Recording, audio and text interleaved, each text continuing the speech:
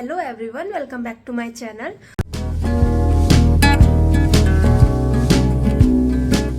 सभी लोगों को दिखाने जा रही हूँ कि मैंने अपने पूरे इतने साल की जर्नी में मैंने कितनी सारी बुक्स का यूज किया था, मैंने ओवरऑल किन किन रिसोर्सेज का यूज किया था और एट द एंड मैं इस कंक्लूजन पे कैसे पहुंची कि नीट के लिए लिमिटेड रिसोर्सेज ही बेस्ट होते हैं।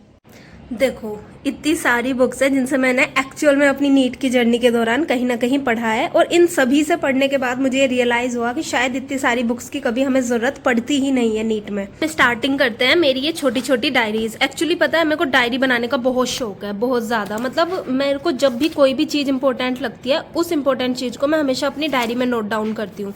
जैसे कि ये शायद मैंने यूनिट एंड डायमेंशन की सभी चीजें लिखी हुई हैं यूनिट के साथ, और इसमें मैंने सारे इवोल्यूशन की टर्म्स लिखी हुई हैं कि हाँ भाई कितने मिलियन ईयर है वो क्या था। और ऐसे ही मैंने ये आगे की तरफ आई थिंक जीओसी से मैंने ये पंकज सर के सभी नोट्स बना रखे हैं, क्योंकि उस टाइम पे मैं पंकज सर को फॉलो करती थी और पंकज सर बहुत लिमिटेड तरीके से बहुत अच्छे से पढ़ाते हैं, तो इस वजह से मैं पंकज सर से पढ़ती थी। और देखो, शॉर्ट नोट्स बनाने में मैं कभी पीछे नहीं हटती। ये मेरे सभी एल्केन्स, एल्कीन्स और एल्काइंस के आई थिंक, नहीं पीछे तो कुछ भी नहीं लिख रहा है यार, चलो कोई बात नहीं, एल्केन और एल्कीन्स के नोट्स हैं। और ये सभी मेरे नोट्स होने वाले हैं मेरी ऑर्गेनिक केमिस्ट्री के, क्योंकि पता है मैं हमेशा अपनी डायरी में हमेशा उन चीज़ों को लिखना पसंद करती हूँ जो कि मेरे को शॉर्ट तरीके में जल्दी पढ़ने के लिए चाहिए होती हैं। अब हम देखते हैं सेकंड डायरी में हमारी में क्या होने वाला है। सेकंड डायरी में है हमारे इनऑर्गेनिक के सभी नोट्स। तो ये इनऑर्गेनिक के सभी नोट्स हैं। अभी आप मेरे हाथों को थोड़ा इग्नोर कर देना, बिकॉज मैंने सारे में सफाई की है, तो काफ़ी गंदगी मेरे हाथों पे फिलहाल लग चुकी है, बट स्टिल मैं उन्हें साफ कर लूँगी बाद में। ये मेरे कोऑर्डिनेशन कंपाउंड के नोट्स हैं। इस चैप्टर को भाई मैंने इतनी बार पढ़ा है और मैंने पर रिपीट करके मैंने हमेशा पंकज सर से ही पढ़ा है, और एक बार मैं कभी ऑफलाइन कोचिंग पढ़ती थी तब मैंने इसको पढ़ा था।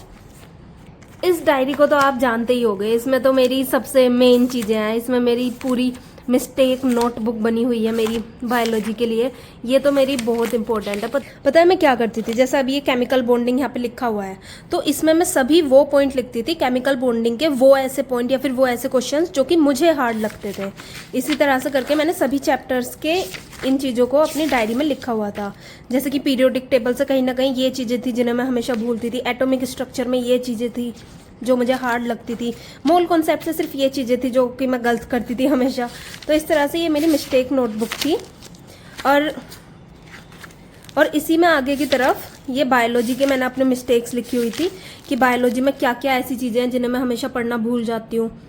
जैसे कि मैं इन चीज़ों को भूल जाती थी, जैसे पोरीफेरा, सिलेंट्रेटा और टीनोफोरा, इन सभी में एक्सक्रीशन होता था बॉडी सरफेस से, तो ये चीज़ें मैंने एक साथ यहाँ पे लिख दिया। ऐसे ही प्लेटीहेल्मिन्थ्स में फ्लेम सेल्स होती हैं, आस्केल्मिन्थ्स में रेनेट सेल, एनिलेट्स में नेफ्रीडिया, एकाइनोडर्मेटा में एब्सेंट होता है एक्सक्रीटरी सिस्टम। इस तरह से करके मैंने अपने प्रॉपर मिस्टेक नोटबुक ये बायोलॉजी में अपनी बनाई हुई थी। तो इसी तरह से ये थी मेरी प्रॉपर डायरी। अब नेक्स्ट चीज हमारी होने वाली है हमारा स्टेथोस्कोप। ये मेरे को मेरे बर्थडे पे 2 साल पहले गिफ्ट किया था किसी ने, और ये अब फाइनली मेरे काम आने वाला है। अब ये चीज होने वाली है हमारी पीवाईक्यू की बुक्स। देखो, पीवाईक्यू की बुक्स मैंने काफी बार सोल्व करी है, काफी बार। मैं आपको दिखाती हूँ, ऐसी रैंडमली खोल के आपको दिख जाएगा। आप मेरी बुक को कहीं से कहीं तक देखो, आपको हर जगह इसमें पेन चले हुए दिखेंगे, क्योंकि मैंने इस बुक को इतनी बार सोल्व किया था, मतलब काफी बार। पीवाईक्यू की बुक मैंने जनरली काफी बार सोल्व किया है। देखो, आपको यहाँ से पता चल जाएगा कि मैंने अपने चैप्टर भी हाईलाइट कर रखे हैं कि हाँ भाई ये मेरा हो चुका है, ये मेरा रह रहा है। तो इस तरह से करके पीवाईक्यू की बुक मैंने काफ़ी बार सोल्व की है अपनी सारी। इसके बाद नेक्स्ट चीज़ आती है, अब मुझसे काफ़ी लोगों ने ये पूछा था कि मैं ऑफलाइन टेस्ट देती थी प्रिंट करा के, तो मैं कैसे देती थी। देखो, मैं हमेशा इस तरह से अपने ऑफलाइन टेस्ट को हमेशा प्रिंट कराती थी, और प्रिंट कराने के बाद मैं इन्हें फिल करती थी अपनी OMR में। और मेरे से कुछ लोगों ने पूछा भी था कि OMR में मेरा कितना स्कोर चल रहा था, तो मैं अभी आपको दिखाती हूँ। ये आई थिंक मेरा पहला टेस्ट है इस OMR में, और इसमें मेरा स्कोर है 558। नेक्स्ट टेस्ट में मेरा स्कोर 548 है, इससे अगले टेस्ट में 517। आप देख सकते हैं मेरा स्कोर कितना कम चल रहा था। इसमें मेरा स्कोर है 591। नेक्स्ट टेस्ट में मेरा स्कोर है 552, और ये सभी मेरे फुल सिलेबस टेस्ट थे न्यू लाइट के। नेक्स्ट में मेरा स्कोर है 607। ये मेरा फर्स्ट टाइम 600 समथिंग स्कोर आया था न्यू लाइट के टेस्ट में। इससे नेक्स्ट टाइम पे 577 मेरा स्कोर रहा। और उससे नेक्स्ट टाइम में मेरा स्कोर था 642। तो कुछ इस तरह से मेरा पूरा OMR का स्कोर था। और ये टेस्ट मतलब जो OMR में मैंने फिल करे थे, मैंने उस टाइम पे देने स्टार्ट किए थे जिस टाइम पे मैं अपने घर आ चुकी थी, यानी कि होली के बाद। उससे जो पहले मैंने टेस्ट दिए थे वो तो मैं मतलब वहीं पे एक सेंटर था न्यू लाइट के लिए, वहां पे जाके मैं हमेशा अपने टेस्ट देती थी। उसके बाद मेरी थी NCERT at your finger tips. हाँ, ये मैंने सोल्व की थी। ये बुक आप लोगों को नई लग रही होगी क्योंकि ये एक्चुअल में न्यू ही है। ये थी मेरी बायोलॉजी, जो कि शायद मैंने पार्थ गोयल सर की मंगवाई थी उस टाइम पे। ये सभी बुक्स थी मेरी बायोलॉजी के लिए। और इसके नीचे क्या है, इसके नीचे मेरी सभी NCERTs हैं। और मैं आप लोगों को एक चीज़ दिखाना चाहती हूँ, ये मेरी 11th क्लास की NCERT है।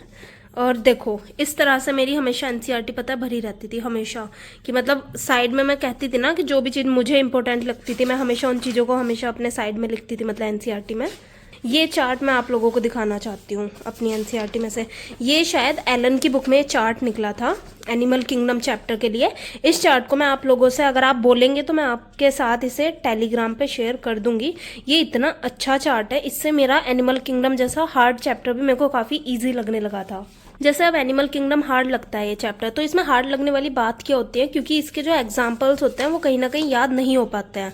तो इसके एग्जाम्पल्स को हमेशा मैं इस तरह से लिखती थी कि जिससे मैं चैप्टर पढ़ने से पहले इसके सभी एग्जाम्पल्स का रिविजन कर लूँ और उसके बाद मैं इस चैप्टर को पढ़ना स्टार्ट करूँ। अगर आप बोलोगे तो मैं एनिमल किंगडम के सभी एग्जाम्पल जो मैंने इस तरह से लिख रखे हैं मैं आप लोगों से शेयर कर दूंगी। अब ये सभी हैं मेरे रजिस्टर्स और ये है मेरे टेस्ट पेपर्स। रुको मैं अपना एक टेस्ट पेपर आपको दिखाती हूँ। देखो मैं इस तरह से करती थी कि मेरे टेस्ट में जैसे अब ये वाला क्वेश्चन मैंने गलत किया तो इसी का सॉल्यूशन मैं यहाँ लिख देती थी, क्योंकि मेरा ये मानना था कि मैं हर बार अपने टेस्ट पेपर को ज़रूर रिवाइज करूं, क्योंकि जब तक टेस्ट का रिवीजन नहीं होता है तब तक उसे सोल्व करने का कोई बेनिफिट नहीं होता है।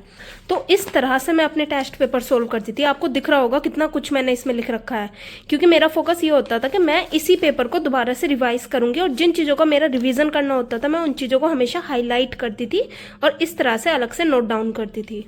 और ये सभी फिर से मेरे एलन के मॉड्यूल्स हैं और ये भी एलन के मॉड्यूल्स हैं जिनके मैंने क्वेश्चन एक टाइम पे सोल्व किए थे। ये मेरी PYQ की बुक्स हैं जो कि मैंने मैक्सिमम टाइम सोल्व किए, मेरी NCERT की बुक्स हैं। तो पूरी मेरी नीट की जर्नी में मैंने इन सभी बुक्स से पढ़ा था।